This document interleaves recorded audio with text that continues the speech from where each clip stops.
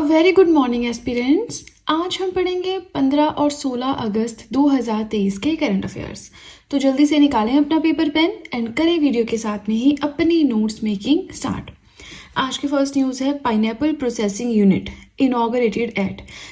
नया एक यूनिट खुला है पाइनएप्पल प्रोसेसिंग यूनिट। कहाँ पे हुआ है इसका इनॉग्रेशन? उमिधार, मेघालय में। ये एक विलेज है मेघालय में। किसने किया है? मेघालय के जो सीएम है कॉनराड संगमा, उनके द्वारा ये उद्घाटन किया गया है। ठीक है, इससे ज़्यादा इसमें ऐसा कुछ इंपॉर्टेंट नहीं है पढ़ने के लिए। तो अभी हम सेकंड पॉइंट की ओर चलते हैं, जो कि हमारा सबसे इंपॉर्टेंट है 15 अगस्त, यानी कि कल क्या था? इंडिपेंडेंस डे था। तो मैं कल वैसे ही वीडियोस देख रही थी यूट्यूब पे, तो उसमें क्या आ रहा है कि बहुत जगह 76 इंडिपेंडेंस डे है। तो देखिए ऐसा नहीं है, हम इसे बर्थडे की तरह नहीं सेलिब्रेट करते। मतलब देखिए क्या होता है ना, जब किसी बच्चे का बर्थ होता है, जैसे फॉर एग्जांपल किसी का बर्थ 2000 में हुआ है, तो 2001 में वो 1 साल का हो जाएगा, यही चीज़ होती है। तो इस हिसाब से 2005 में वो 5 साल का हो जाएगा, 2050 में वही बच्चा बड़ा होकर 50 साल का हो जाएगा। लेकिन इंडिपेंडेंस डे के साथ ये वाला कंसेप्ट नहीं चलता है। देखिए हम इंडिपेंडेंट कब हुए? 15 अगस्त 1947 को, राइट नाउ। 15 अगस्त 1947 को हमें आज़ादी मिली। ओके, तो वो हमारा पहला स्वतंत्रता दिवस था, जो बहुत खुशी से उत्साह से मनाया गया। उसके बाद जो दूसरा इंडिपेंडेंस डे था वो हमारा कब मनाया गया? 15 अगस्त 1948 में। अब अगर किसी का बर्थ हुआ होता 15 अगस्त 1947 को, तो उसको 1948 में 1 साल होते, लेकिन 15 अगस्त 1948 को हम सेकेंड इंडिपेंडेंस डे मना रहे थे। तो उसी हिसाब से अगर आप काउंट करेंगे 77th इंडिपेंडेंस डे है हमारा 2023 का, not the 76th one, right. बहुत देख रही थी यूट्यूब वीडियोस बना रहे हैं, व्लॉगर्स हैं, अपना दिखा रहे हैं कपड़े पहन के सुंदर सुंदर, बट वो 76 नहीं है ना, that was the 77th independence day.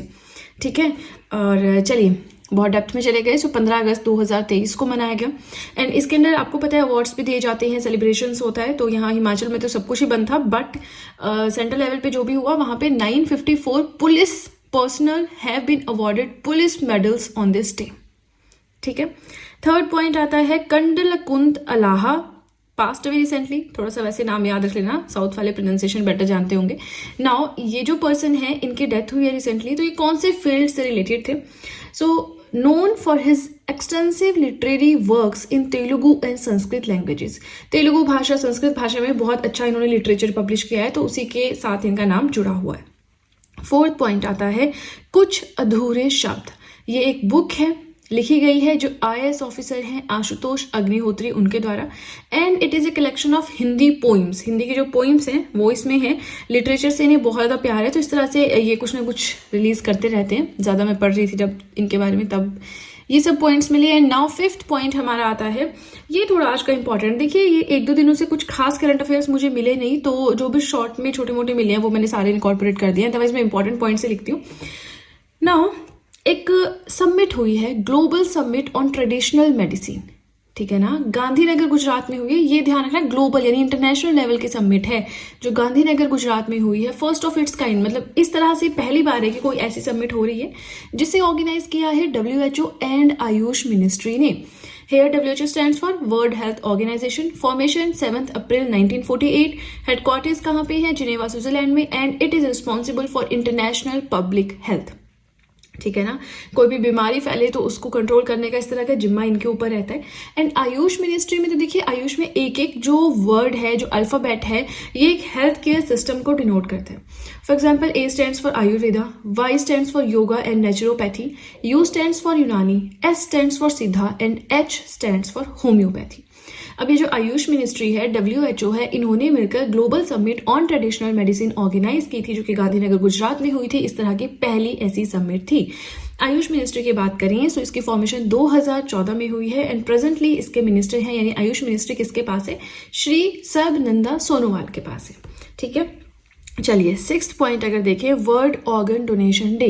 ये वर्ल्ड ऑर्गन डोनेशन डे कब सेलिब्रेट किया जाता है? तो ये सेलिब्रेट किया जाता है 13 अगस्त को, ताकि लोगों में अवेयरनेस लाई जा सके regarding the importance of organ donation.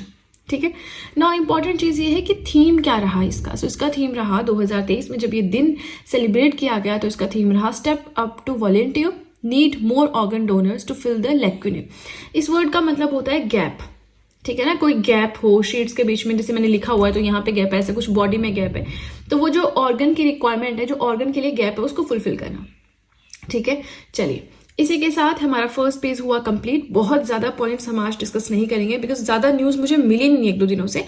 चलिए जो भी है, इसी के साथ रिक्वेस्ट है वीडियो के साथ में नोट्स बनाएं, देखिए आपके लिए बहुत ज़्यादा बेनिफिशियल रहेगा। और चलिए अब सीधे चलते हैं अपने नेक्स्ट पेज की ओर। आज का 7th पॉइंट है एशियन चैंपियंस ट्रॉफी। ये जो ट्रॉफी है एशियन चैंपियंस ट्रॉफी किसने जीती है? इंडिया ने मलेशिया को हरा के 4th टाइम ये टाइटल जीता है। हॉकी से रिलेटेड है। कहाँ पे ये इवेंट हुआ था?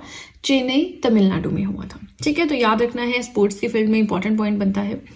8th पॉइंट है most liveable city in the world. पूरी दुनिया में रहने लायक सिटी सबसे ज्यादा फेवरेबल, तो वो है वियना। 4th टाइम इसने टॉप किया है और ये रैंकिंग रिलीज की गई है by AIU, Economist Intelligence Unit के द्वारा। अब देखिए सारे शॉर्ट पॉइंट्स हैं, फटाफट से हम कवर कर लेंगे। 9th पॉइंट है कंट्रीज लार्जेस्ट IT हब। हमारे देश का सबसे बड़ा IT hub to be build by UP government in Lucknow. UP सरकार के द्वारा लखनऊ में बनाया जाएगा देश का सबसे बड़ा IT हब। कहाँ पे? जो नदारगंज इंडस्ट्रियल एरिया है वहां पे। ठीक है, 10th पॉइंट आता है, ये भी स्पोर्ट्स से रिलेटेड है। 3rd Khelo India junior women's hockey league. Khelo India 3rd edition junior women's hockey league कहाँ पे? Major Dhyanchand stadium new Delhi में हुई है। ठीक है, 11th पॉइंट है हर घर तिरंगा।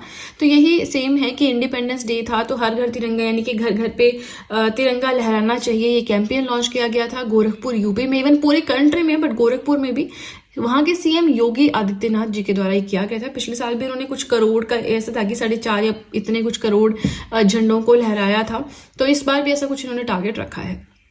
ठीक है, 12th पॉइंट आता है Google doodle celebrate 60th birthday of actress Sridevi. तो श्रीदेवी को कौन नहीं जानता है ना, एक्ट्रेस, इनकी रिसेंटली डेथ हुई है। तो अब क्या है कि इनका बर्थडे गूगल डूडल के द्वारा सेलिब्रेट किया गया। कैसे सेलिब्रेट करता है गूगल डूडल? तो देखिए अगर आप गूगल पे जाएंगे कुछ सर्च करने के लिए, जैसे आप सर्च करते ही होंगे, तो वहां पे वो अपना पूरा जो सिंबल सा होता है ना वो चेंज कर लेता है।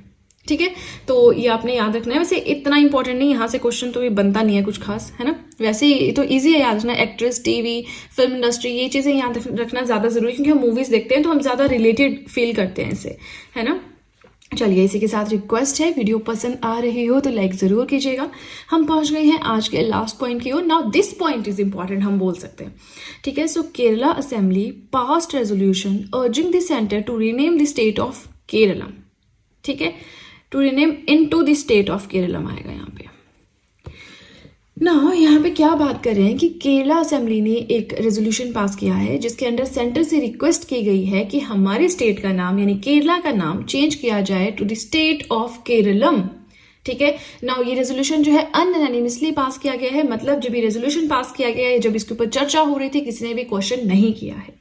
ठीक है, और ये जो केरलम है ये क्या है? This is the name of Kerala in Malayalam language. Malayalam language में केरला का नाम है केरलम।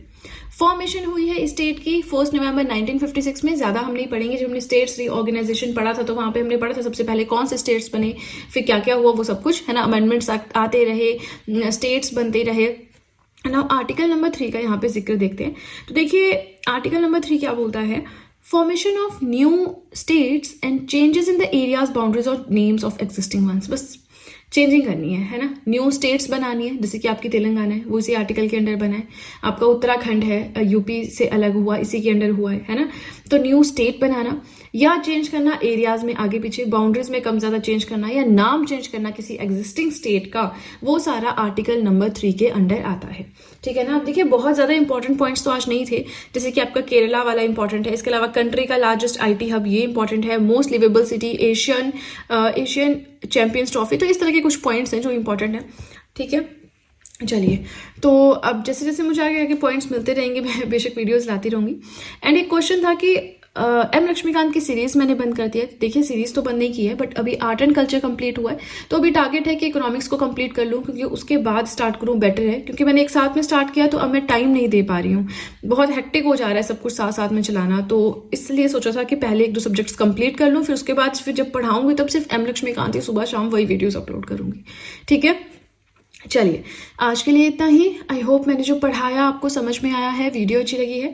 और अगर वीडियो अच्छी लगी है तब तो बहुत ही ज़्यादा अच्छे से पता है कि क्या करना है। जल्दी से कर दीजिए चैनल को सब्सक्राइब, बेल आइकन को कीजिए प्रेस, सो दैट मैं जैसे कोई वीडियो अपलोड करूँ सबसे पहले नोटिफिकेशन आपके पास पहुँचे। प्लस जो भी आपके फ्रेंड्स हैं जो भी गवर्नमेंट एग्जाम्स के लिए प्रिपेयर कर रहे हैं, उनके साथ भी मेरे चैनल का लिंक ज़रूर शेयर करें, so that in handwritten notes का उन्हें भी कुछ फ़ायदा हो सके। तो चलिए फ्रेंड्स, आज के लिए इतना ही। अब हम मिलेंगे नेक्स्ट वीडियो में। So that's it and see you soon.